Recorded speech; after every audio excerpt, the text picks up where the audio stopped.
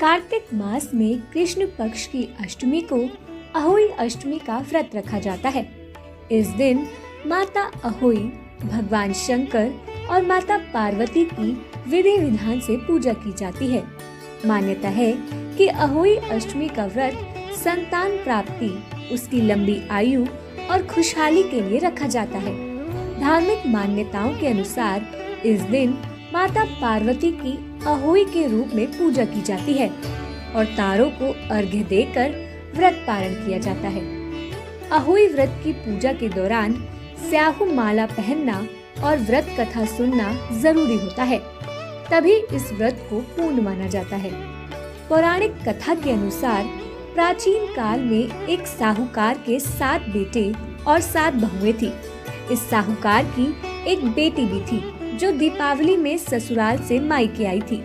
दीपावली पर घर को लीपने के लिए 7 बहुएं और बेटी मिट्टी लाने जंगल गई। बेटी जहां मिट्टी काट रही थी, उस स्थान पर स्याहू अपने 7 बेटों के साथ रहती थी।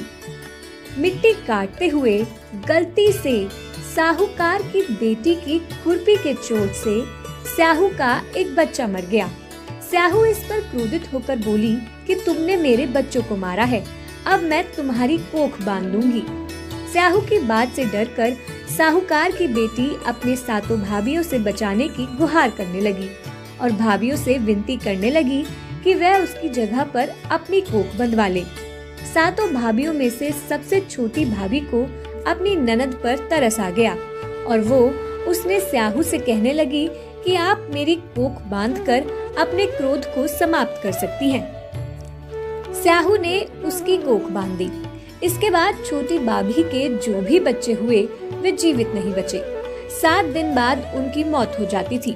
तब छोटी भाभी ने पंडित को बुलाकर इसका उपाय पूछा, तो पंडित ने उसे सुरही गाय की सेवा करने की सलाह दी। सुरही सेवा से प्रसन्न होती है और छोटी बहू से पूछती है, तू किस लिए मेरी इतनी सेवा कर रही है?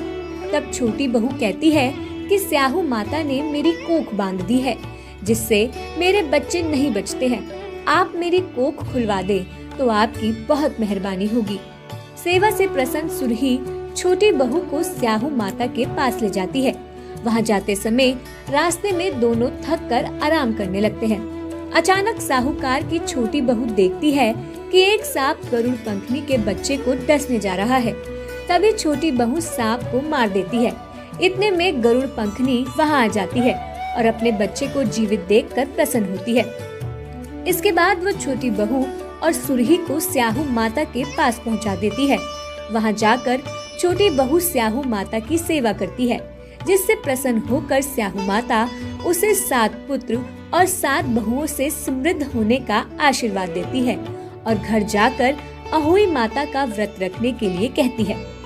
छोटी भाभी बिल्कुल ऐसा ही करती है, जिसके प्रभाव से छोटी बहू का परिवार पुत्र और बहुओं से भर जाता है।